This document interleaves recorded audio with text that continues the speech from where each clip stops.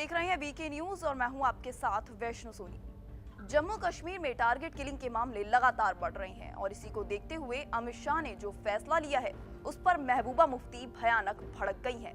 दरअसल केंद्र सरकार ने फैसला लिया है कि पुंछ और राजौरी जिलों में सीआरपीएफ की 18 कंपनियां तैनात की जाएं, लेकिन ऐसा लगता है कि ये कंपनियां महबूबा के इरादों पर पानी फेर रही हैं, इसलिए उन्होंने इस पर तीखी प्रतिक्रिया दी है।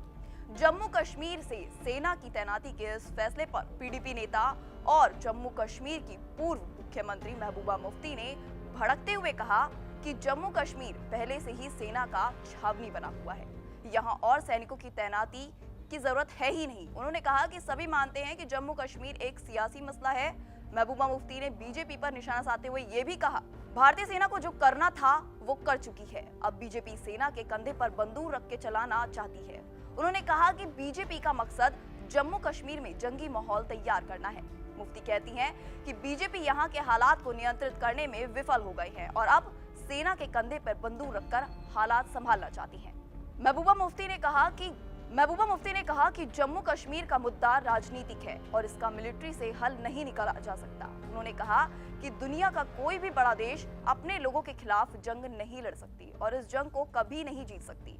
साथ ही वो कह रही हैं कि अगर मसलों का हल मिलिट्री से होता तो चीन ने हमारे 20 जवान शहीद कर जो जमीन ली है वहां बातचीत नहीं चल रही होती। पीडीपी नेता ने कहा कि जम्मू कश्मीर में सीआरपीएफ बटालियन लाने और लोगों को हथियार देने से इसका हल नहीं निकलेगा।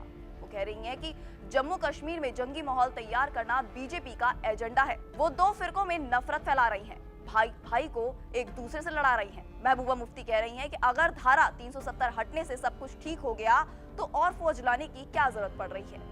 मतलब साफ है, सरकार भले ही घाटी में बढ़ते आतंकवाद पर नकेल कसने की कोशिश कर रही है, लेकिन महबूबा की राजनीति को ये सूट नहीं करता।